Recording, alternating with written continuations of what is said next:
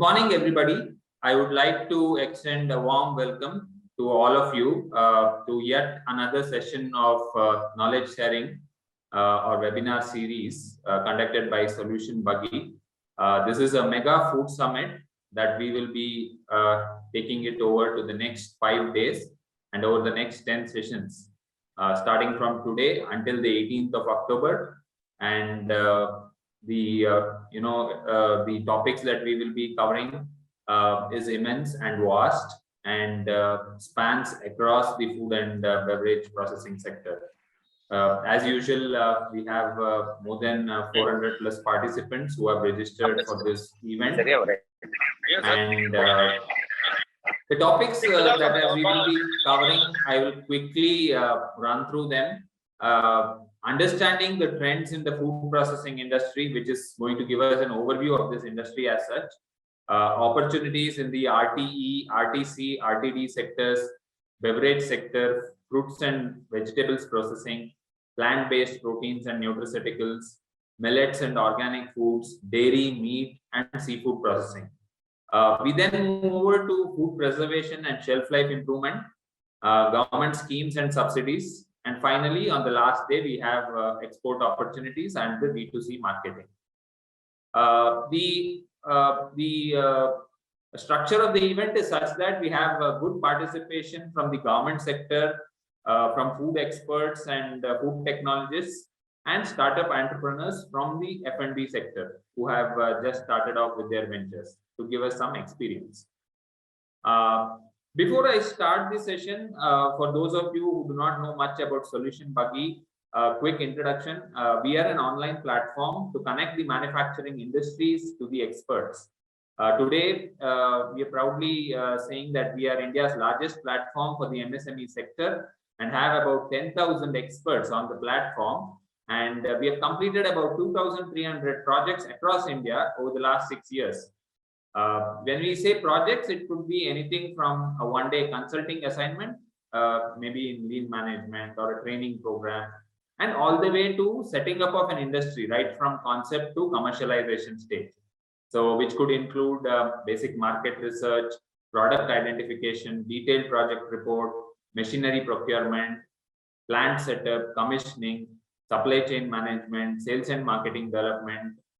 So although we focus on all these sectors, the core ones that we look at are food and beverage, chemicals, pharma, aerospace and defense, electronics, and any trending sectors such as it could be EV or battery manufacturing or ethanol plant setup, nutraceuticals, cosmetics, geotextiles, etc. So with this quick introduction of what SolutionBuggy is, I am Guru Prasad Bangle, director at SolutionBuggy. I'll be there with you through the next 5 days and across most of the sessions and walking you through the various speakers and participants that we have. And before I begin with the introduction of the rest of the panelists today, I would like to thank all the associate sponsors for this event, namely MSME DI, NIMSME, Consulate of Israel, Wadhwani Foundation, WASME, NIAM, which is the National Institute of Agricultural Marketing, NABI, which is the Agricultural Business Incubator, PBFIA, Plant-Based Food Industry Association, India Startup 360, and APIDA. So with that, I would now want to introduce the stellar, panelists that we have brought in today. First of all, we have Mr. Joseph Abram, or Joey as he is normally called. He is the Consul of Trade and Economic Affairs of Israel in Bangalore. He has served about 35 plus years in the Ministry of Foreign Trade and Administration for Israel and served in countries such as US, South Africa, Turkey, Philippines, Afghanistan, and a host of other countries as well. Mr. Joey, we extend a warm welcome to you and your team, and we are also very proud to have the Consulate of Israel as one of the key sponsors for this webinar session. Welcome to the session, Mr. Joey. Thank you very much. Next in line, I have two more eminent speakers on this opening session. Mr. Sampath Mohan, who is the founder and brand building coach at 10 to 100. He has worked with some really huge brands like Milky Mist, MTR Foods, Asian Health, and NutriFoods. Ampro Biscuits, just a few names which are really big brands in the F&B sector. He has about 35 plus years of experience and has implemented various business models right from branding to marketing. And he's not only worked with large brands but also with small and upcoming brands and helping them to compete with the large players. We welcome you, Mr. Sampath Mohan. Next, I have Mr. Sheshasai, who is a postgraduate in food technology from CFTRI Mysore. Also, he has done his PGDBM from IMM New Delhi. He is associated with the food processing industry since 1983 and has worked with a lot of organizations. Just a few to name are Nestle, General Mills, Venky's, Kevin Care, Priya Foods, Achi Masala, Campa Cola. And he has worked in sectors such as R&D, production, quality control, projects, and training as well. We welcome you, Mr. Sheshasai. Unfortunately, we also had Dr. S. Glory Swarupa, who is the Director General of NIMSME, who was supposed to join us, but due to an immediate meeting with the CM of Telangana, she had to excuse herself. But we are proud to announce that NIMSME has also lent their support for this webinar. So with this, I would like to invite Mr. Joseph to throw open this event and walk us through the opportunities in the food processing industry, and also particularly on how entrepreneurs can benefit from the Israeli and Indian connection. Over to you, Mr. Joseph. Thank you very much. If you don't mind a little correction, I served in South Africa, the United States and Turkey, and not in the other two countries you mentioned, especially the one starting with a capital A. So with your permission. Sorry. Yeah. No, that's okay.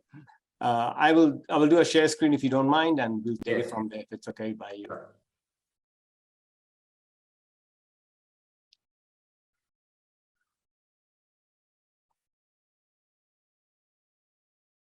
Yes, I'm able to see you.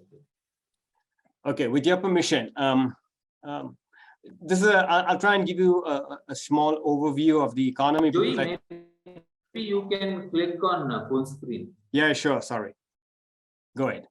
Okay, like I said, I'm going to try and give you a little background about the Israeli economy. I think that's important, and then we'll go into the food sector and a few innovations that might be. As regards the Israeli economy, actually, the GDP per capita that you've just now seen over there, 51, I got it this morning from the World Bank. You'd be surprised to know, but I was also a little bit surprised to see that number. I checked myself a number of times, and that is the number. So it's going to change. As regards the inflation rate, the truth of the matter, I left it open. You know why? Because recently the inflation rate has been very flexible. It's moving all the time. I think the last time I used it was minus 0.6. So you know what? I'm not going to show that inflation rate anymore. It's too problematic. Israel's economy is one of the strongest in the world. It's characterized by an openness and a diversity, competitiveness, and a steadfast in the face of global economic crisis. The banking system, the labor market, and policymakers are well positioned to protect the investors' interests.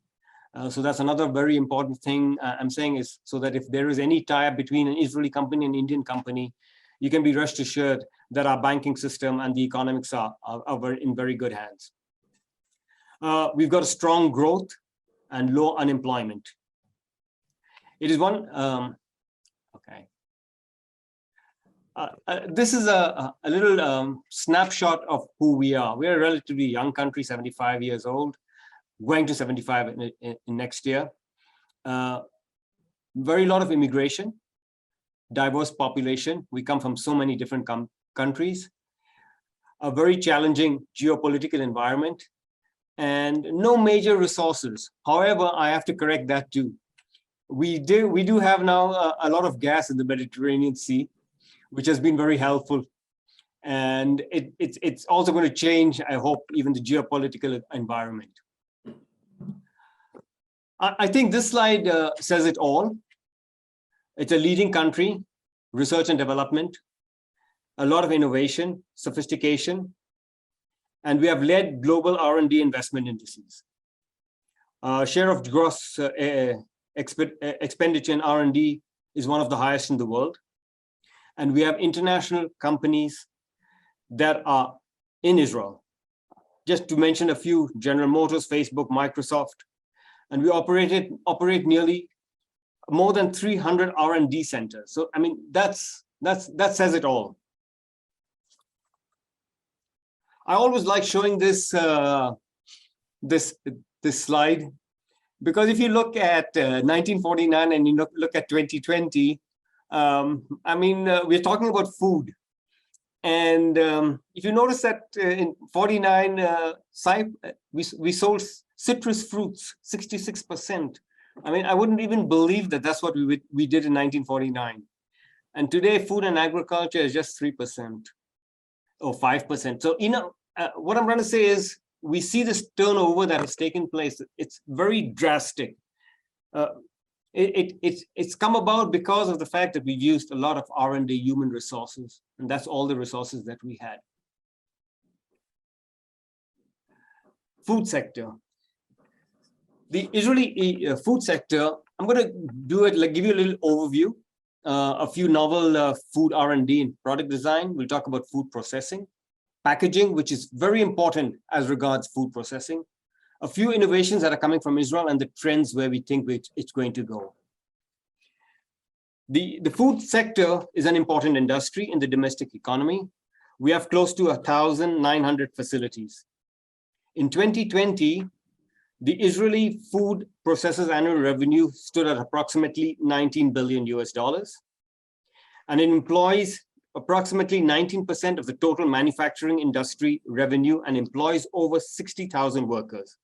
Again, the numbers are very small relatively to a country like India. I don't even want to go there with your permission. We're only 9 million people. So for us, 60,000 workers is a huge amount. We have limited land resources, a very large, a growing population. One must remember that in 1949, if I remember the numbers right, we were approximately 600,000 people. Today, we're nearly 9 million and steadily growing. So the Israeli food sector has to represent a sophisticated and innovative industry because it has to meet the demands of the consumers. In 2021, we also imported raw food materials for the food in processing industry. And I think maybe I can say that this is one area that maybe India has an advantage. Another good thing that I'd like to mention is that for the first time since the start of the COVID crisis, Israel's GDP level has crossed the pre-crisis trend. So that's, again, another very positive thing in the right direction. As I was mentioning, limited land and water resources has to include high-level agriculture self-sufficiency, which also affects the local production costs and consumer prices. One must remember that in Israel, the cost of living is very high because labor costs are very high. We also import food and agricultural products and large volumes of feed grains and sizable volumes of consumer-oriented products. I'm going to talk about feed grains. Feed grains are those grains that we usually import for cattle. And we also import from India. As regards multinationals, Nestle, Unilever, Danone, Pepsi, they're all part of the Indian Israeli food scene. The two major companies are usually Osem and Strauss, but they're also leveraged with companies like Nuva, Osem, Nestle, Unilever, and Strauss. Israel's food and beverage industry is very centralized. It has a very small number of large companies. I think that's the format of the Israeli food industry. Israeli food production increases due to population growth, and manufacturers have to keep up with this. For some products, Israel is fully dependent on imports: soya beans, rice, sugar, coffee, and tea. These are areas that I think the local Indian market can look at India. Other examples, these are examples of commodities that are not produced in Israel. Other commodities like wheat, corn, apples, almonds are produced, but the production usually does not meet market demand. The import of raw materials for processing is an important link in Israel's food supply chain. And these ingredients are usually imported by the processors themselves or by importers and then sold to processors. I'd like to talk a little bit about novel R&D. R&D is important in the food industry, and I'll show it to you when we'll talk about the innovations. The industry is rich in cutting-edge R&D to improve and enhance and produces a number of food products. R&D and product design are driven by various corporations, entrepreneurs, academic researchers. And again, I would like to go back to the talk about innovation. The connection between industry, government, entrepreneurs, venture capital, it's very good. Again, maybe because we're a small country, so everybody's talking to everybody. We're a very horizontal country. We're not vertical. There's no verticals. Okay, so everybody's talking to everybody. So you have to have innovative agreements and production processes like alternative protein, fat and sugar ingredients, as well as a functional nutrition aimed at certain consumer groups. And today, everybody is very interested in getting what he needs, his taste. Players in this sector include companies like Beyond Meat, Impossible Foods, including established multinationals. As regards food processing technologies, these technologies seek to provide a sustainable production process along reduced food waste. Today, I remember in one of my last presentations, I think I put on the last slide, don't waste. I think waste is also, be it in the process, be it in the supply chain, be it the end of supply chain by the consumer, I think we definitely have to reduce that. We don't not only have to reduce it, but I think we also have to have healthier and more traceable foods and prolonged shelf life. The processes such as lean manufacturing, smart ERP, or AI-based logistics and waste management is definitely necessary. Companies in this sector include Veolia, Environment and Waste Management. I don't think we can talk about food processing if we don't talk about packaging. And in packaging, you need new solutions for sustainable, efficient, and safe packaging that are highly sought after in the food industry. Food producers are always on the lookout for food-related waste reduction through the reuse of degradable and edible materials. I don't think so anybody wants to use any more plastics today. So again, you have to look at different materials that also can be for compact and lightweight packaging techniques. I would like to talk about a few companies, with your permission. Sure. 1 minute. Innovative companies. I think this will show again exactly where the Israeli food processing is going. Fruiterom is a company that is one of the largest flavor and fragrance companies in the world. The company develops and manufactures an extensive variety of flavors and ingredients that is used in practically all the industries, from food and beverage, taste, fragrance, pharmaceuticals. It markets and sells its products of over 10,000 raw materials and 70,000 products to 150 countries.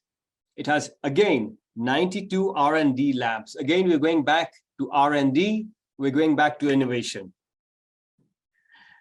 It employs 5,500 people and operates 73 production facilities.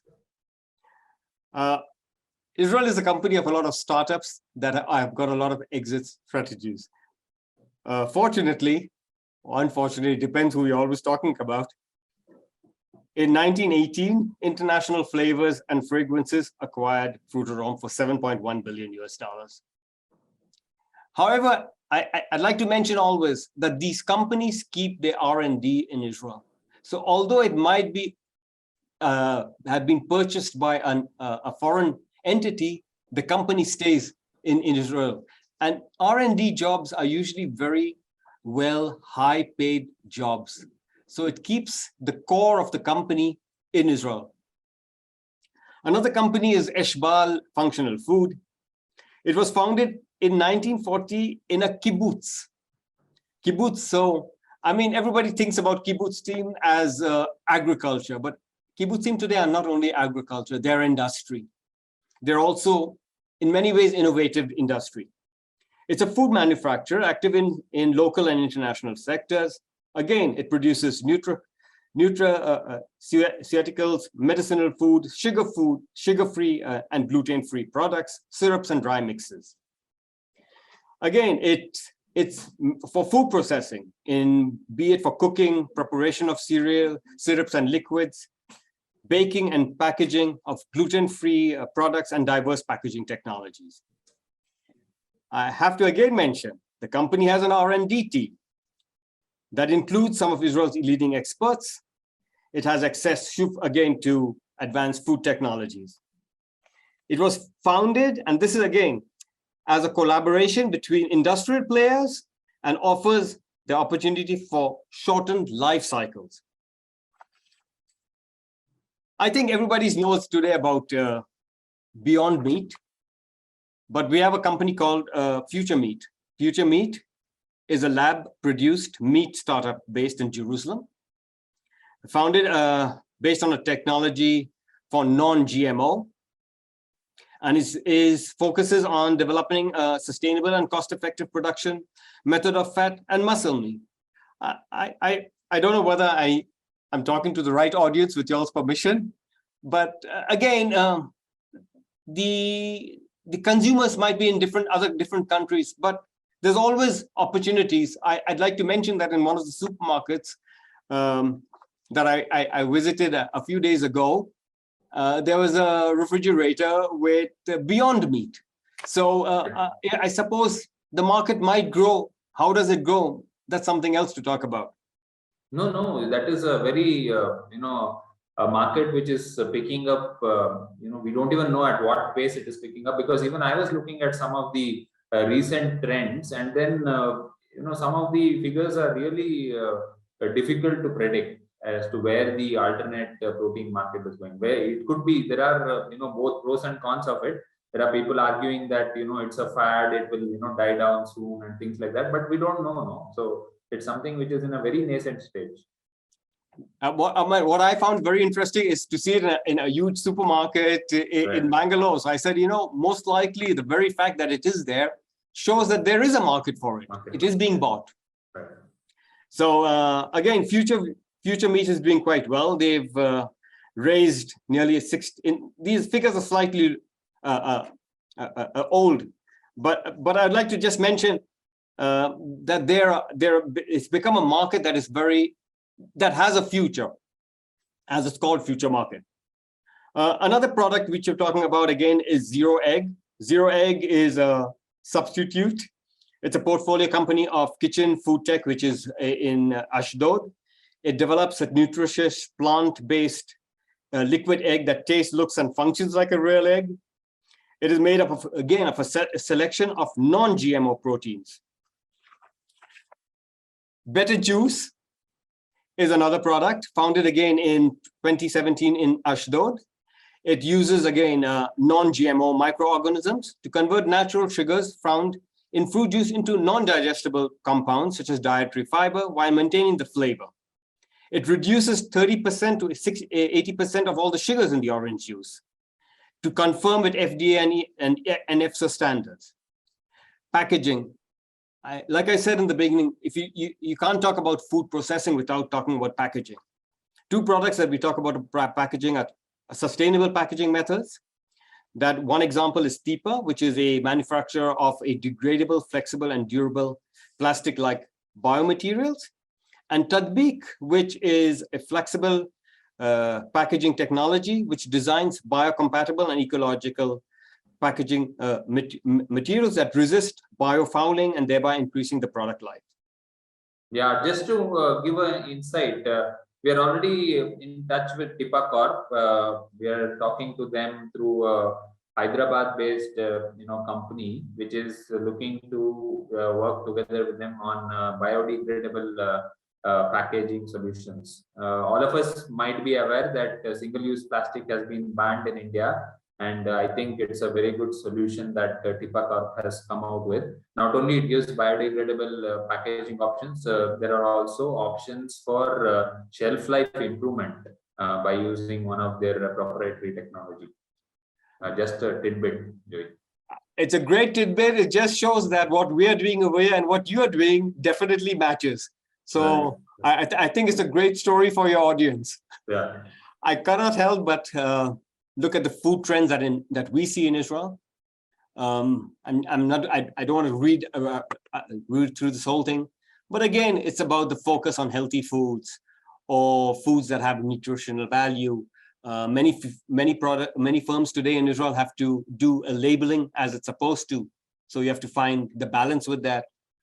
Consumers in Israel, you allow me to say, we've become very health conscious. A lot of gluten-free products are required. And today, more and more consumers are looking to seek organic, natural products. At the same time, we try to consume also milk alternatives. I cannot help but mention the Agritech May 2023 exhibition that will take place in Israel. It's going to be taking place after a nearly 4 or 5 year COVID, unfortunately, stopped us all from us. I would love to see as many Indian companies and Israeli companies doing business together. That is my platform for this for the work I do. I want to thank you, Mr. Guru Prasad, and all the others for giving me the opportunity. It's always a pleasure to talk to Israeli companies to see that where we can do business together. I received recently a note stating that the trade between our two countries has gone up substantially in the first half of 2022. So we're looking forward to a great 2022 and even a better 2023. I will take the opportunity of wishing all those who are going to be celebrating the different festivals, especially I think Diwali, which is, I don't know, it's a great festival because a lot of lights. So I'll take that opportunity of wishing you all a great festival. And thank you again for the opportunity. Thank you, Joey. And of course, we do hope that a lot of companies would want to participate in this exhibition that the Israeli government is holding. It's in 2023, 2nd and 4th of from 2nd to the 4th of May. And in case of any questions that we have to the Israeli consulate or to the Israeli food companies, do write into us, and we will definitely try to have them addressed. Thank you, Joey, for a wonderful presentation and for throwing open this meet. Thanks for your time. Unfortunately, since Joey has another engagement, he might have to move out and not be with us until the end of the session. But once again, Joey and his team have done an incredible job, in getting the Israeli companies into India or getting the Indian companies to talk to their Israeli counterparts. Thank you. Thank you. Now, with that, opening of this session, I would now want Mr. Sampath Mohan to take over and walk us through the opportunities in the Indian food and beverage sector. Yeah, happy morning to Guru. Thanks for Joey of his excellent presentation. And you can move on the slides. Yeah, sure. This is regarding to overview and future trends in food processing industry. See, emerging trend we are talking in food process. They say functional foods, demand for plant-based meat, the rise of clean labels, automation in food processing, demand for exotic flavors, sustainable products, more priority given to food. Basically, in this COVID period, food has taken a great height. Great height, I can tell you, because in India, people started eating healthy food. In regional language, if I tell you, I'm comfortable in telling this in Tamil, then I will translate in English. Unave marandu, that means food is medicine. In India, most of the food products are medicinal value. Take it from turmeric to pepper, anything, dal to anything, it is good for your body. See, functional foods is becoming more and more popular. And demand for plant-based meat, yes. You become vegan and people want fat and everything. Now India is basically is emerging in all kind of fitness, and especially it is around 25 to 45 year people started eating healthy food. And as he said, in supermarkets you are seeing a lot of products. Basically, I'm a brand person. Whatever I talk, it is on how this brand going to be next level. See, it is, yes, as Joey said, this packaging plays major role in all the products.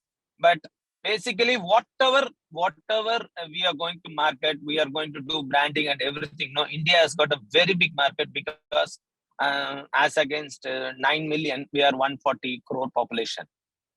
They say no, Atmanirbhar. We have a great opportunity in India. That too, whatever products which is been going to be there, people are going to look at whether it has got healthy habit. Yesterday, I was meeting a young guy. He's around 30, 32 years, guys. He talks about carbs, low carbs. He talks about fiber. He talks about the protein.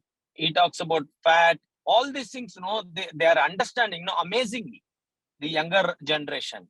So, in this, we can go a little deep. You can get into next slides, Guru. Next slide. Yeah. See, examples of innovative processed food, they said, no, these dehydrated vegetable chips, vegan ice cream, millet pizza, all these things, exotic, in this vegetable fruits, these exotic vegetables and fruits, taking a big role in our market, especially in Indian market. It is a very big role. It is happening. And moreover, this fermentation, they say, probiotic thing is also taking a very big role. Vegan ice cream, it's very good. And both more, see, maybe in this, if you look at it in this present scenario, suppose if somebody is doing, a 50 lakh turnover, the percentage of growth, is amazing, because people are trying these kind of products, because what a younger generation is required, they need to have a healthy product to keep them in a intact, because nowadays this work environment is really pushing them very hard time. They work more hours in the thing, for they want to take a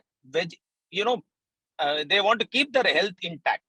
So these millets, for example, especially in South India, there is a lot of millet hotels. There is in supermarket, if you go there, there is something around 300 to 400 square feet they are allotting to the millets. Millet is our ancient thing, which is upcoming it very well. And algae based beverages, that is also is going to big market is awaiting. Only thing is what, our MSME sectors people, or small business people, whoever it is, they'll have to give the time for 3 to 6 months for the product to get matured in the market, because this more than advertisement, branding, brand promotion, all, word of mouth is going to help the business grow next level. And people say about frozen snacks and all. Yesterday also I met somebody, they were talking about sweet potato chips. Sweet potato, they say this is very good than this normal French fries. And somebody was saying we want to market it, sir, in a bigger level, all these things. And moreover, this oatmeal, whole grains, it is also getting in a very big level. Whole grains, whichever, whole grain means wheat is also whole grain, but oat, all these things, it is getting into bigger level. Only thing is, maybe for our country, we are basically a rice and wheat eating habit people. But slowly in South India, to be very frank with you, one meal nowadays, 60 to 70% in urban place, South India, wheat become a one meal thing. But 2 times we take rice. Maybe morning we take it in the name of idli dosa, and afternoon we take rice. Slowly, the carbs consumption is slowly coming down, and the fat and protein, fiber consumption is getting improved day by day. Even carbs also, like this oat, wheat and all, they are getting into that millets and all. With that fiber content, it is getting into better level. And the way in which the business is growing, I can see this organic stores is doing great nowadays. Organic stores, to be very frank with you, if a urad dal is around 160 rupees, normal urad dal, the organic urad dal is 300 to 320 rupees. People are ready to buy because of the quality. And similarly, this coal seeded oils is also almost double the time. The oil business is also, especially people want quality with health. Next slide, please. Next, please. See, export opportunity for food processing. Yes, we need to, we need to stick on our traditional foods, what our forefathers, whatever 200 years back people are, those products, processed foods, if you are going to get into process level, as we said, it is 40,000, 41,000 export means, to be very frank, export is very important for us, but our Indian consumption itself for all our MSME sectors, I would like to tell you, Indian consumption is huge, plus export is going to be a great thing for us. Major processed food products like, the pulses is there, processed vegetables is there, processed fruits is there, juices, and groundnuts. Groundnuts, people say it cures 300 disease. See, people don't understand why, because groundnuts are at very, very nominal price. It is around 150 rupees at price point. It is there against your almond and cashew nut. It is around 1,000 and odd. Groundnuts cure 3,000 disease. So such a great product which can be exported in a processed level, it's going to give us amazing results, and business is going to grow for you. And getting groundnuts in South India or India is very easier. It's a normal food. Some places they call it a chinna badam. Chinna badam means a small badam. And the people say poorest man badam is groundnut. Groundnuts is a big brand, I can say. And milled products, you may see suji, rava, all these things, it has got great market capability. One of my clients, I think they are exporting to Bhutan and all in a huge quantity. And oil mills also doing very well. India's geographical situation gives its unique advantage connectivity to Europe, the Middle East, Japan, Singapore, Thailand, Malaysia, and Korea. Yes, because our production capacity is very high because we have a huge thing. The approximate budget required to start the industry, I think for domestic, initially around 25 lakhs is more than enough, I feel. And the 5 factors, product, you need to have product. It should be location. Location should be, you need to understand where you want to have a location, where that the market is there, you can do that. Your production capacity, you need to look at it. Raw material, what raw material we are going to, whether we can source it in our local plates itself, we should see. And no need to mention, the quality of the product should be top of the world. Next. Growth of the food processing industry in next 5 years.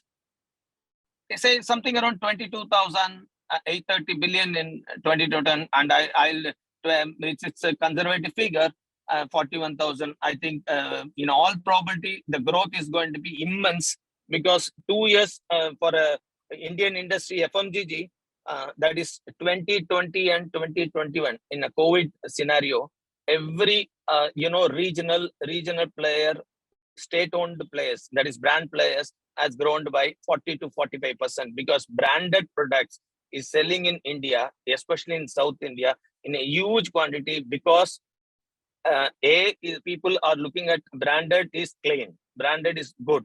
So the next 5 years is going to be a gold mine for branded companies, and the products food processing thing, it's going to take us, because as you rightly said, the packaging is very important for the food processing thing. And in our India, we are ready to implement the international standard.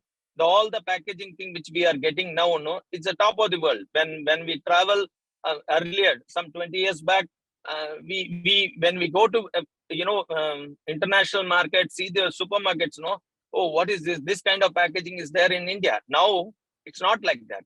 In everywhere we are matching Europe and other developed countries. Then next. Yes, my conclusion is continuous growth in the urban population and increased employment rates have resulted in consumers living a fast-paced and busy lifestyle with limited time available for cooking and meal preparation. Food processing industry is expected to grow at an exponential. Yes, see, this is the only thing is this is going to be exponential growth only because in India, for us itself, we need a lot of things. A quality product with a health oriented product we required. When we do something, even a small also can become, small is always beautiful and become very big over the period. Anything else? Yeah, with that, I conclude my speech. Thank you very much. Thank you, Mr. Sampath, for giving a quick overview of this sector. Again, Mr. Sampath has a few, previously arranged, meetings because of which he would want to drop out. But again, before you leave, Mr. Sampath, one question that I have in mind, which most of our entrepreneurs also keep getting, is how do they select a particular product when it comes to food processing? You yourself told food processing is such a huge sector, and India has vast opportunity, right from it could be beverages, meat processing, pulses processing, and it could be anything from getting into a completely processed sector to as small as just washing, cleaning and packing of the pulses. So even that is in the food processing sector. So where do they start? I mean, and where can they even get their foothold into? So if you could small kind of small quality study is required. Quality study is in the marketplace with consumer side. They need to do a not quantity study, a quality study they should do, whether the product or the thing which they are going to launch, whether they are going to have the market, what is going to be the market share in that area. See, it is not that if somebody is having a plant or a product idea in Bangalore, I think they will have to try. Bangalore nowadays Bangalore is not 20 lakh population when 20 years back. It is Bangalore is 1.2 crores unofficially it is there. Which place they have a manufacturing unit, which place they have marketing company, all these things. They will have to see a small quality study. What is going to be that product or that categories, overall market share. In that overall the competitors are how they can improve. See, I'll tell you whichever product we are going to give, even a gold plated thing also, service is very important in Indian markets. If we don't service properly, people are not going to look at us in a greater interest. So you need to understand, every promoters need to understand, if I produce a product, even a greatest of greatest, it has to reach in time. Consumers should not be disappointed at any time. If they see nowadays, as you rightly said in the last conclusion, they don't have time. When they get on the first supermarket, they go in, they should get that product, excellent also. So they will have to go and buy it. So distribution is very, very important in your current time. So you can't, you go and see South Bangalore to North Bangalore to West Bangalore, do that. You have to 100% more than width coverage. You need to have depth coverage in your markets, and with a small quality study, understand the market share first. in that what kind of production capacity we have, how much we can do.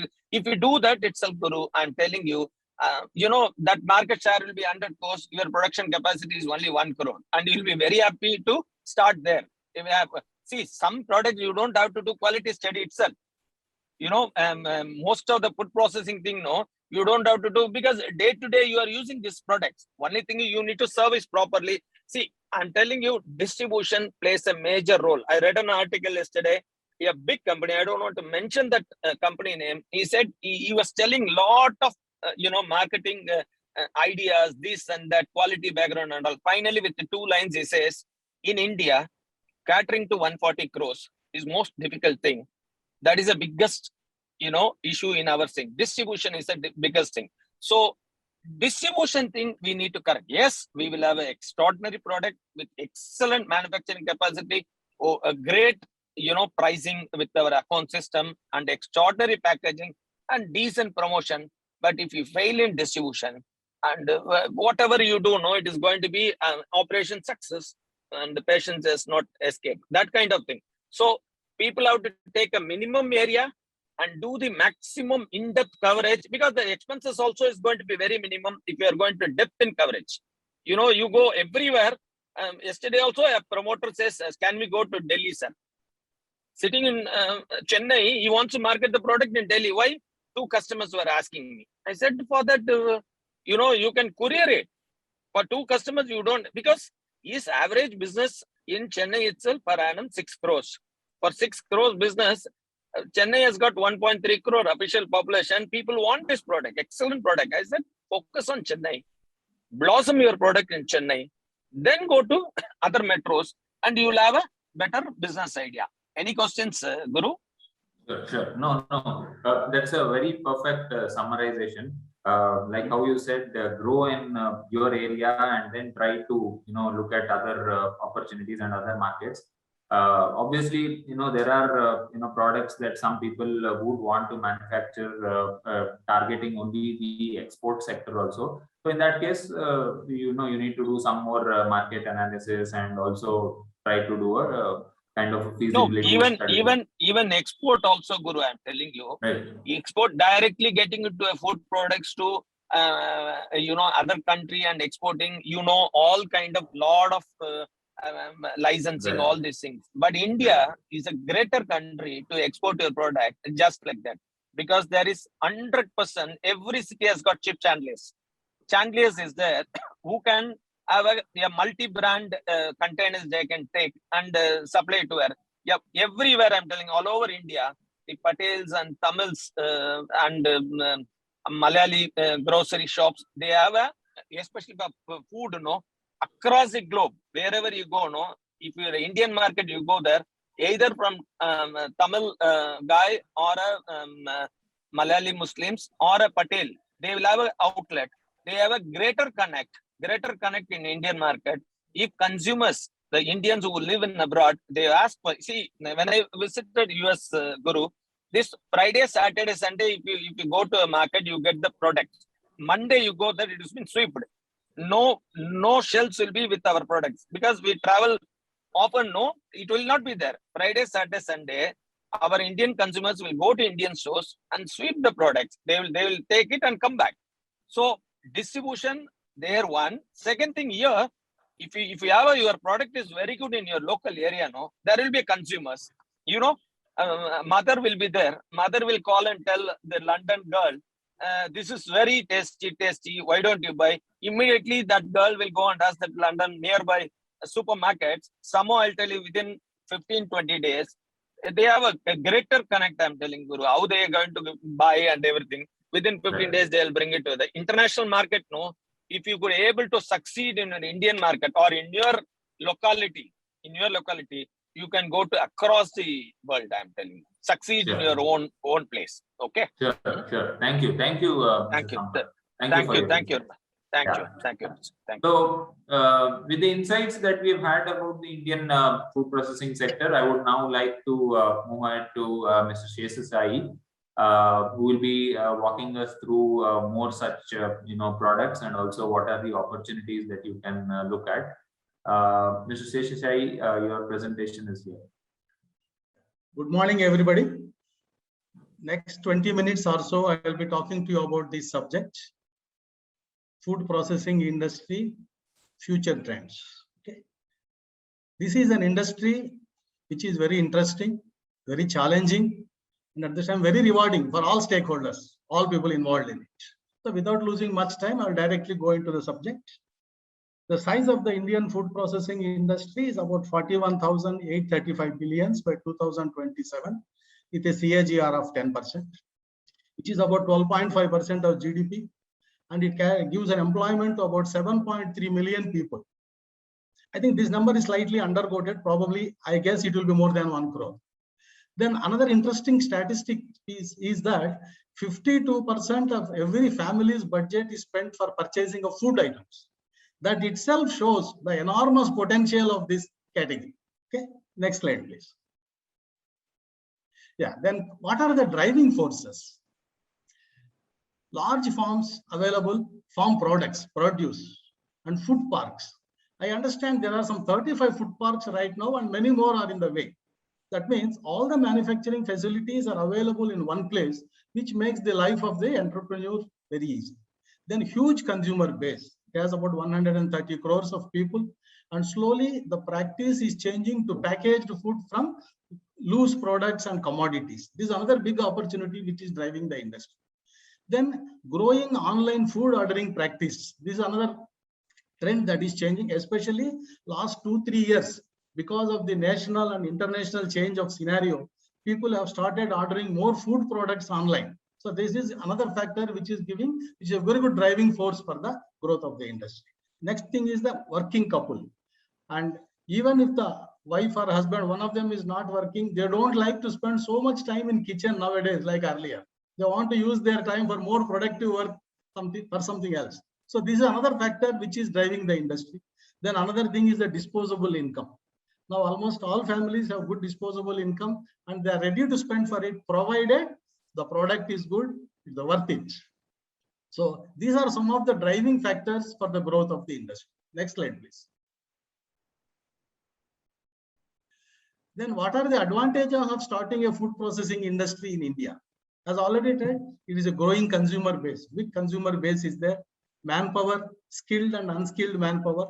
Though there are some gaps to be filled up, which we'll be talking a little later. Manpower is a big factor, which is advantageous because food processing industry provides employment for agricultural labor and semi-skilled and unskilled people, which offers a very big opportunity. So manpower is another advantage. Availability of raw material is another advantage, and big export opportunities. Food processing industry has very good export opportunities. I think 36,946 crores of food products are exported. Another thing is the government policies. All state governments and central government have identified food processing as a thrust area because it provides employment, and they have devised their policies in such a way that it is helpful to the growth of the food processing industry. So that is another factor which is responsible for the driving force. Then I will talk to you about the evaluation of this food processing industry, how the industry evolved. So I divided broadly into 3 categories: early starters, present, and future. Early starter, what I have in my mind is about 1950s and 60s, how the industry was. Then present, how is it? How is it likely to be in future? Next slide, please. The early starter, when we say about 1950s, 60s, mostly it was a low technology or medium technology. And the kind of products and industry available was rice milling, flattened rice, puffed rice, bread, biscuit, rusk, and sugar candies. People who were there in those days, they remember in a city bus or in train, a small boy used to come and sell these lime segments in a plastic pouch. It was a big delicacy those days. That itself was considered as a very good processed food. I'm talking about early 60s, something like that. Okay. Early starters, these are some of the products which were available. Next slide, please. Next slide, please. Yeah, middle age. What I mean by middle age is something like about 1980s and 90s. Those days, instant foods was a very growing industry, and a lot of companies, they started making instant foods with the process developed by CFTRI Mysore And instant gulab jamun mix was one hot product those days. Many companies, many people came forward. And another category of products was canned fruits and vegetables, mainly for export, especially mango pulp. 90 to 95% of the canned business was coming from mango pulp. Even today, it's a big industry. Then soft drinks, beverages, and egg products. India started its own first soft drink in 1977 by name 77. What happened in 77? Coca-Cola was banned from India. And there was a big gap. There was no soft drink in the market. That time, again with CFTRI technology, Modern Foods, they launched a product by name 77. It was the first indigenous cola company of India. Then other brands like Campa Cola, Thumbs Up, other people came. And that was one industry. Similarly, the RTS beverages, which contains mango pulp and other fruit pulps, punches. Then another industry which grew well in the early 90s is the processed egg products, like spray-dried egg powders. Either it be whole egg powder or whole yolk powder or albumin powder for export purpose. This was one industry which was really growing well during that period. Then edible oil. What happened during that period? Many companies started advertising heavily that edible oil is the most healthy oil and people should switch over from raw oil to edible oil. And many people started giving big advertisements. Then what happened? All people started switching over to edible oil. So a lot of edible oil refineries came at that time. Then cocoa-based chocolates. This is another category which was there. Okay, next slide, please. These are some of the products which were available on the period, like convenient mixers and other products. Next slide, please. Then coming to present, what is the scenario? How are you? With the introduction of Swiggy and Zomato, now practically any food product can be made available in our home within half an hour, at least in all cities and major towns. If not in rural area, it may take a little more time. Earlier, if you wanted any food product to be eaten at home, the main issue used to be shelf life. Either it has to be a canned product or it has to be a retort processed product, because shelf life is a major issue for any food product. So introduction of these two, what happened? Practically any product, like whether it is like a pizza or a full-time thali or it kind of some snacks, anything can be delivered at our home in half an hour. And I think this industry is going to survive and it's going to grow further with more and more innovative products, which we'll be talking in future. Health-oriented products, herbal tea mixes, minor millet-based products. These are some of the products which are available in the market. Then health-building products like protein-based and keto diets. People who are going for gym and they want to exercise and build up their body. These are the kind of products which we see in the market. Next slide, please. Future. Then what is going to be? Past is over. So going future, what is the situation? What is going to happen? These three are going to be the major buzzwords for the industry to grow further. One is health, next is convenience, third is value added, value for money.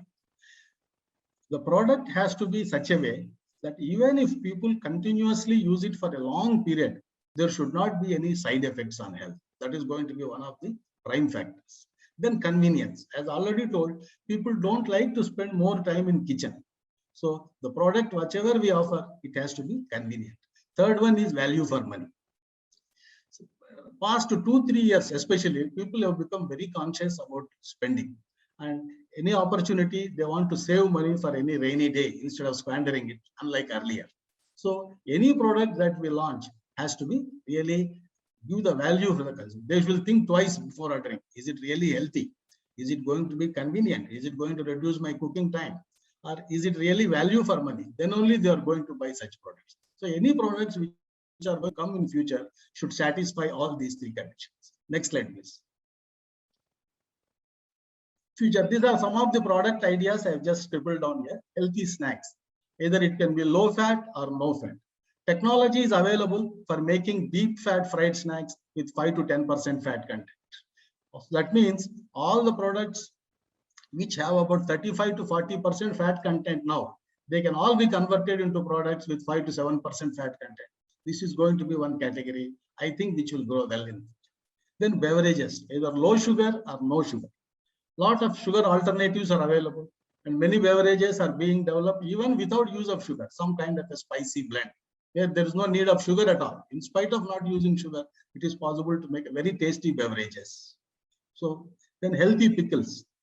Pickle means oil and salt. Without oil and without salt, there is no pickle. But people can think of low oil or no oil and low salt. This can be another category, because those who want to eat pickle, they are afraid always about this oil and salt. So if we can give products without oil and salt, that will be another delicacy.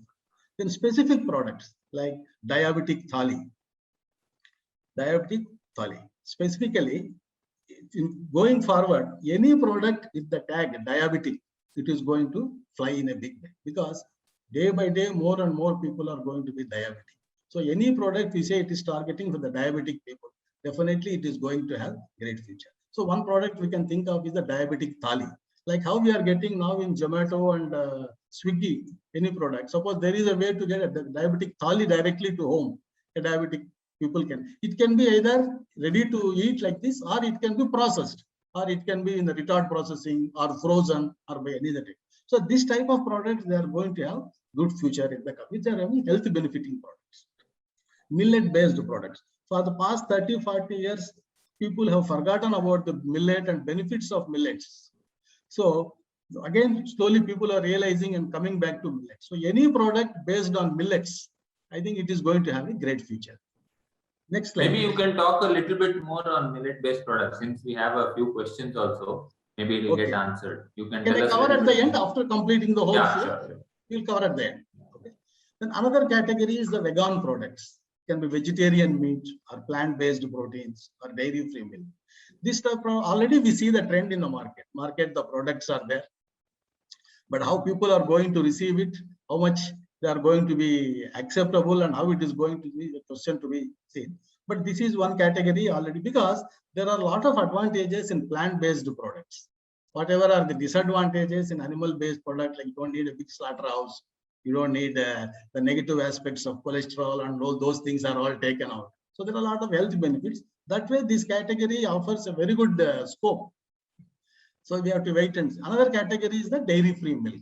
I am not talking only about these oats, the cashew or almond, but a category of milk which will, because these products, oats, almond and all, they're very costly. Common man cannot afford these products that easily.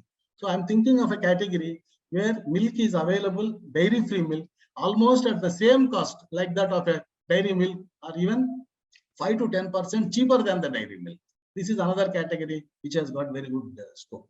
Then another one is healthy oils. As I told, at one stage, everybody started switching over to refined oil. Now, slowly the realization is coming that unrefined oil is much more healthier than refined oil. So again, people are slowly switching back from refined oil to Marachekki oil, the fresh oil, which is going to come. So I think going forward, this industry again going to boom. And another one is the avocado. Avocado, I think this is one product which offers great potential. It can be taken as a complete 360-degree integrated project, right from planting of avocado up to a processing plant. We can have avocado oil, and from avocado pulp, we can make many value-added products. And unlike olive, avocado is useful for deep fat frying also. That is the biggest advantage of avocado. Olive is good, but it is not useful for deep fat frying. It is only good for dressing oil. It can be used as a dressing. And that way, avocado offers much more advantage and benefits than olive. So I think that avocado can be one big category in the coming days. Next slide, please. So these are some of the products. Now what happened, unlike earlier, people are very clear in their mind. When they consume the product, they want some benefit out of the product. Just like earlier, they just don't want to eat the product. So it can be either something which will improve the hair health, or it will improve the skin health, or it will improve the immunity, or it will improve the quality of sleep, or it will reduce the stress and anxiety, or it will increase the overall body health. For kids, especially if you see, even children of 10 to 12 years, they are wearing specs because of more usage of TV and more usage of the mobile phones. So we can have some products where the suitable ingredients are incorporated for increasing the eyesight of the kids, and at the same time for increasing their memory, for their retention power, their concentration. So the products can be in the form of a gummies. Already we see some gummies in the market. You have to see how they take off. and it can be either food and beverage mixes or beverages itself, or direct consumption of beverages. If we consume the beverage regularly for about a month, if the hair quality or the hair is going to improve, that can be one beneficiary product. So these kind of products, functional foods, which have specific benefits are getting. Next slide, please. Then some of the challenges what the industry is facing. R&D facility is one big drawback or the shortcoming in the category. Because very big multinational companies, only they have big R&D centers, they do a lot of R&Ds. But other people really R&D is a bottleneck. So what can we think of is some kind of R&D parks, like how we have food parks. Suppose we have an R&D park with a common facility where people can go for a prefixed cost. They can do the required trials, develop a product or process and launch the products. This will be one thing very helpful for small and medium industries to develop some kind of R&D parks. Then encouragement for innovation, then technology, manpower, optimum cost to market. See, whatever said and done, finally the product has to reach the consumer at the optimum cost. If the cost is more, again, it will have its own bottleneck. So different types of approaches to make the product to reach the consumer at the optimum cost is another challenge. And cold storages, it is well known that we don't have too many cold storages and quality of cold storages. If a situation comes where the products available with cold storage are on par with the products available without cold storage in terms of cost, maximum maybe some 5 to 10% additional cost, definitely that is going to be a big boon to the industry as the raw material quality is going to improve. Next slide, please. Yeah, this is one slide I want you to focus on. This is a checklist for any new project, from the beginning of the project to end of the project. If anybody or any organization follows this checklist in letter and spirit, there will be no product failure in the market. If somebody has faced a product failure, it is because they have short-circuited this process. So I will quickly go through this process. First is product or concept selection, then market research, then product development, shelf life study, preliminary. This is based on the laboratory sample using the laboratory packaging material and all. This also gives an initial indication how stable is the product. Next is registration and licenses. Next is infrastructure development, then inducing the manpower, then product packaging trials, then shelf life confirmation. This is also very important. This shelf life is with the product made in the plant, with the packaging material and final packing in the product. So if any shortcomings are there, which was there initially at the design of the product, it can be corrected here. Still, we have an opportunity to correct the thing. This is a confirmation of shelf life.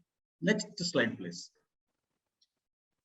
Then commercial production, market research. This is another step. We have initially done one round of market research. This is the final market research. And any shortcomings, any changes required in the product, quickly they can be addressed and product can be launched. It can be even a soft launch to begin with. It need not be a final launch because that is not the end of the story.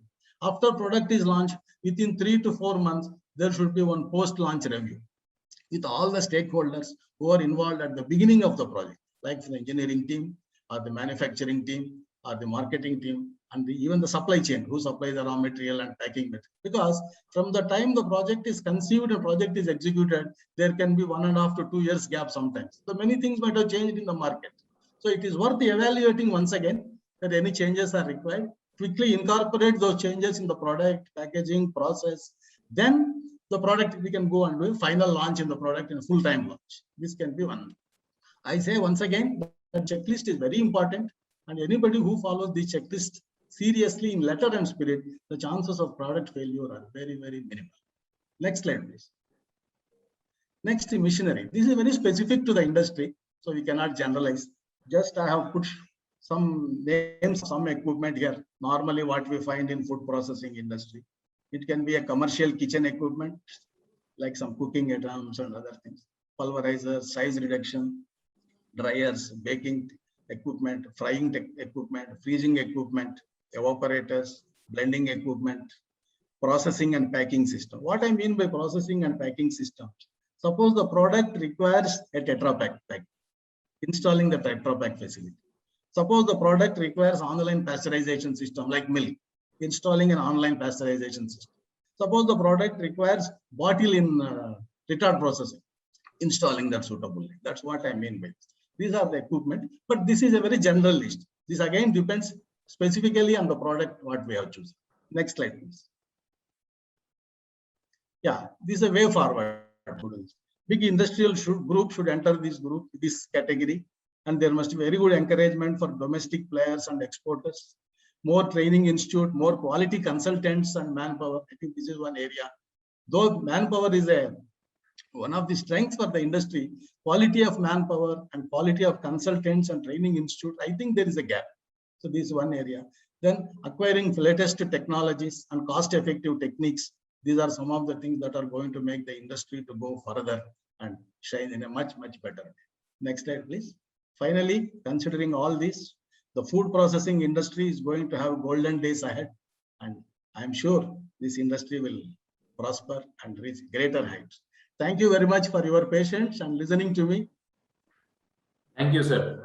Thank you. And also some of it was nostalgia because my, house also, they used to use this Vasu Puliogre mix. So kind of rekindled those memories. Yeah, so the entire, I think the presentation, what you saw was kind of a gist, so to all the participants. Yes. Because food processing is such a vast sector, like how I was talking about. You could start from, just cleaning, sorting, grading, and packing, to you could get into something like, making these alternate plant-based proteins, which have, huge amount of R&D and, processing that is involved, or you could call them as, ultra processed kind of foods. So, you could be anywhere, in this entire gamut, right? So, or you could be, probably be a supplier to one of these, large industry corporations. You could be a contract manufacturer to them. So the kind of opportunity is really immense, and that is why we have this 10-day session wherein we want to, just scratch the surface in each of these sectors that we are, going to talk about. So obviously the questions that we have had today, some of them are very specific and some of them are, very generic. So I would want to pick and choose a few questions. Some of them I will throw some light on it and then maybe ask Mr. Sheshasai to, add on to that. So I have a question, asking, I want to know about dehydrated vegetable chips and frozen snacks. So basically, see, dehydrated vegetables and chips is a very unique concept because one is it does not use, it uses very less oil as compared to the traditional deep fried snacks, and it is able to retain the flavor. But you should also look at the kind of target segment that you're going to look at, because if the general chips category comes for 30 rupees per packet, your dehydrated chips can go anywhere between 50 to 80 rupees per packet. So you should be very sure that your target segment is well defined and you are able to cut your costs, or you're able to get your raw materials at very less prices, based on which you will be able to compete and make this product more economical. One another suggestion that I would want to give to anybody who is looking to get into food processing is never get into a product which is seasonal. As in, even if you do, then make sure your assembly line or your food production line will be able to cater to other products as well. Say, for example, you want to go into mango processing. You have mangoes available in India for 4 months or maximum for 5 months. So after that, what will you do? Will you be able to, set up cold chain or, storage processes which will give you enough raw material for the rest of the year? Or is your assembly line flexible enough to take up other products? Say you could go for, on the same line, you could go for pineapple, you could go for jackfruit, you could go for maybe even citrus fruits. So you should be, very clear in these aspects, because we see a lot of entrepreneurs coming to us saying that, I am in onion growing belt, I want to get into onion processing, which is very good. But does onion harvest happen throughout the year? No. So then what do you do for the rest of the year? So these are some of the things which you should keep in your mind. Sir, anything else you would want to add on this? Yes, yes. I think what you said is perfectly right. If you Right, choose a right. seasonal line, otherwise Correct. it should be backed up with other products which can take care. Then only Correct. the project will be viable. Correct. Sir, I would ask you about millet processing. Maybe you could, talk a little bit more on millets. Yeah, see, millet, what happens? Millet, there are many products we can think of, like instant mixes. That is one simple thing. We can, like some kind of an instant dosha mix or in kinds of, or some beverages we can think of, ready to drink beverages and instant mix and beverage we can, no product or any particular product. Like a lot of traditional products are there in millets, which is region specific. Tamil Nadu has some products, Andhra has some products, similarly Karnataka has some products. Like that, probably we can identify some products which are which belong to that area. Probably we can, maybe other people may not be aware of the product. So this product can be promoted on a national level. Suppose, provided the taste profile is, as everybody knows, food is something very difficult to impress people. Everybody has their own specific taste. So everybody thinks their mother's rasam is the best in the world. Though everybody can make rasam, everybody feels his mother's rasam is the best in the world. Nobody can make like. So like that, we can take such traditional products and we can make it national or international ones, depending on how the promise are offered by the project. Right. To add on to that a little bit, we've already worked with a few, upcoming startups who have come up with some unique millet-based products. Like how sir was telling about dosa batter or idli batter mix using millets. And then she's also gone on to make millet-based upma, millet-based poha. And the good thing is she has got consistency and also very similar tastes as compared to the rice-based products that she was making. So that is something which you can get into. The other entrepreneur whom we have supported is also working on millets, especially on the ready-to-eat category, like how you have these chudas or the extruded snacks, podbades, chapli, murku, that kind of category, but it is targeted at making from millets only. So it could be ragi, or it could be podo millet, or it could be even barnyard millets. So these are some of the things that they have, kind of worked upon. Obviously, the taste, is still, like how sir said, might not match all the palates, but a lot of R&D is being run on this, and the good part is the government is recognizing this, and 2023 has been known as the year of millet. You will see immense number of road shows and exhibitions and webinars and seminars happening on millets in the next year. Not just the MOFPI, that's the Ministry of Food Processing Industries, but also the state governments are promoting millets to a large extent. There is a research institute in Hyderabad as well, which works exclusively on millets. So because the central government is pushing so much on millets, this again is being promoted very well by the both the state and central governments. In fact, for millet processing, there are a few schemes as well that have come up from the central and state governments. Again, some of them are very generic to the food processing industry as such, but under the ODOP scheme, which is the one district, one product scheme, a few districts have been identified for millet processing, which definitely we can, offline we can talk to you individually, or our people can talk to you individually and then give you more details on that. So the next question, sir, somebody is like how you said, avocado oil. So what are the things that they can look at in terms of avocado? Yeah, I think avocado project, first we should start with the backward integration of planting the avocado plants. And I think in the Indian climate, it is very much possible. Somewhere in the Kodaikanal area, already some people are doing the plantation of avocado. Right. And once the avocado is available, plants are available, integrated plant, which makes the avocado oil. At the same time, it also makes some value-added products out of the pulps. So the plants are available, but not in India. Elsewhere it is there. We have to get the technology and the plant and install it here. I see that it has a very good opportunity in the coming years. Right, right. So There is a question which talks about, what are the training on food processing and advanced machineries that I can look at? And also, please let me know where can I get updates on current trends in value-added agro products.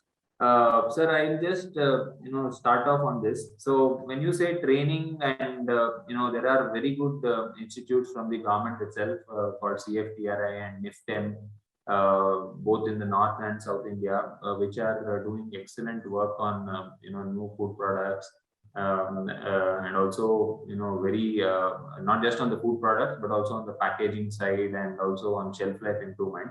So these are some of the institutes that have patented technologies as well, and they can if required they can share it with you, of course, for a price.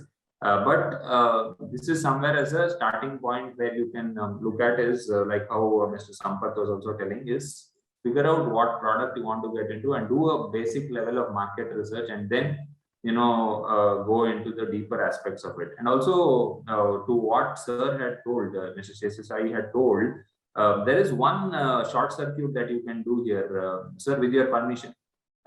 You can also look at contract manufacturers. So once you have the product in mind, once you have the product formulated and the certifications done and the testing of that product done, you can initially go for contract manufacturing opportunities. Although many of the players look for big MOQs, minimum order quantities, we can because of our connect with the industry and the food processing sector, we can figure out a few people who can do the initial product formulation for you.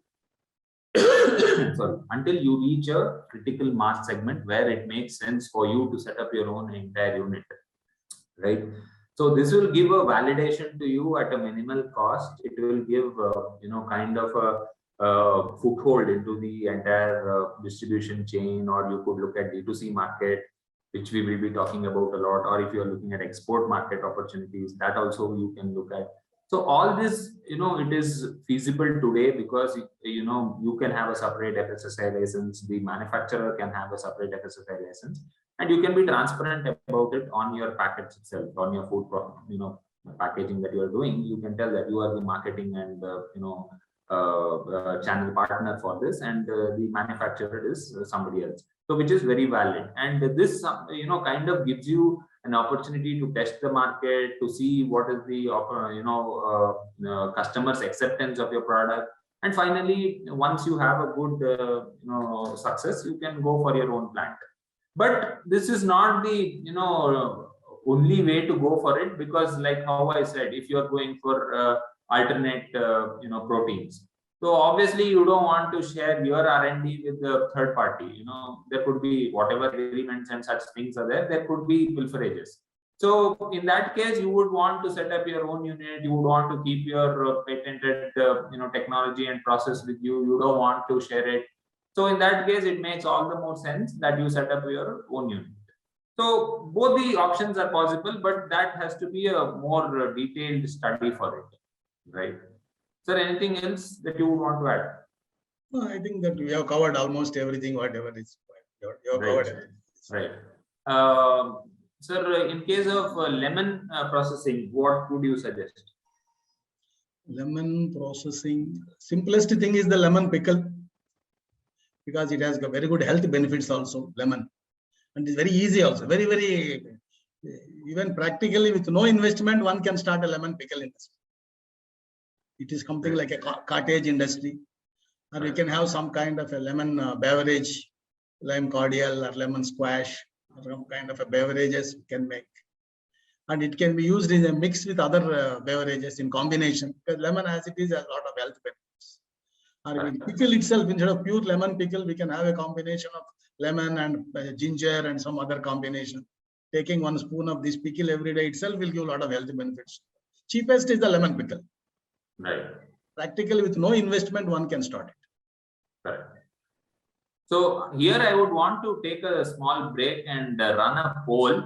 I would request the audience to kindly take a minute or so and answer the few questions. It's about 3 to 4 questions that we are having, so that we will be able to understand your requirements better and also structure the next few sessions in this manner. Audience, kindly go through the poll that you are seeing on your screens, both on your mobile as well as on your laptop screen. It will be available. Kindly take some time and answer these questions. I will hold on for the next 30 seconds, and hopefully most of you will be able to see the questions and answer them.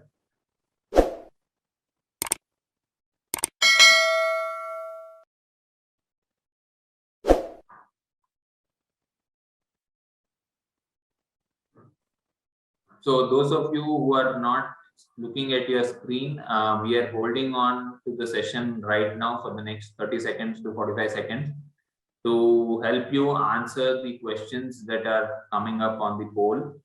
Kindly take a look at it and provide your inputs.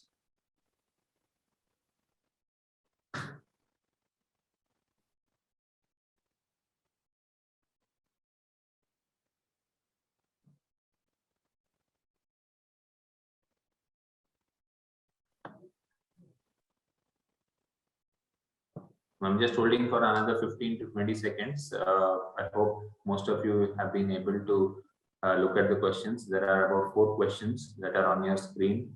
Kindly take some time to answer these questions.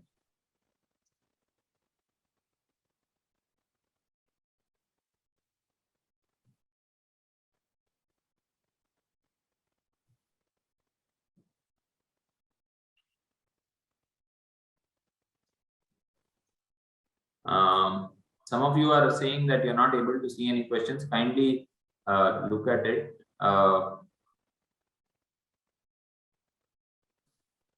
As for the agenda for the next few days, I think we have shared the same. If not, our team will share the events page of SolutionBuggy, where you can look at the agenda and the various speakers and also the various sessions that we are going to hold. So I think we're almost out of time, but a few more questions I think we could take up. Sir, so what would you suggest in terms of corn-based products?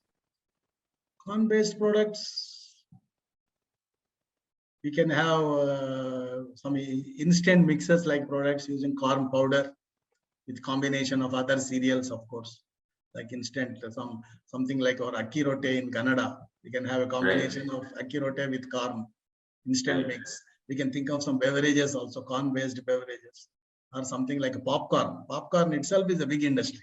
Now the very good packaging material is available, unlike earlier. Earlier, the main issue in popcorn was preserving its freshness. Now very good packing material is available, packing systems are available. Giving about 1 month to 2 months shelf life in popcorn is not at all difficult nowadays. So we can think of some good value-added popcorn, some just plain popcorn with some value-added products. So that can be one big category. Which can be a very big category actually. Popcorn, ready to eat popcorn. Perfect.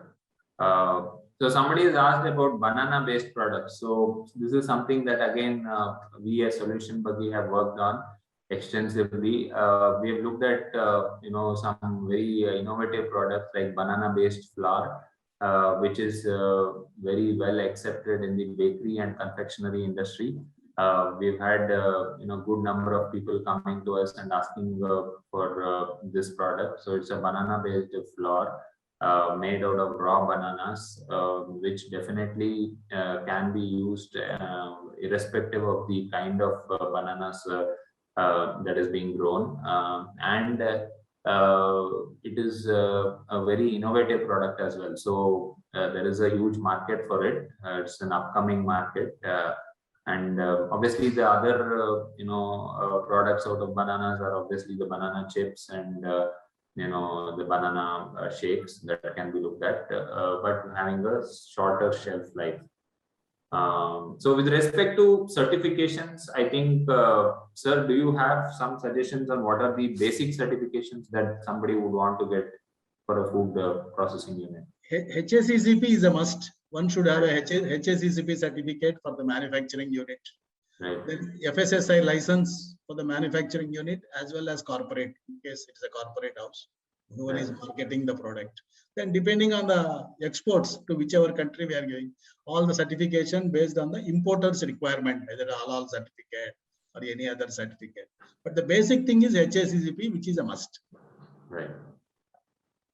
Right. So again, like how sir told, you know, you will obviously look at FSSA, HSA, HACCP, and these kind of licenses. You would also, in case you are looking at export market, APIDA is something that you will need to approach and get your APIDA licenses in place.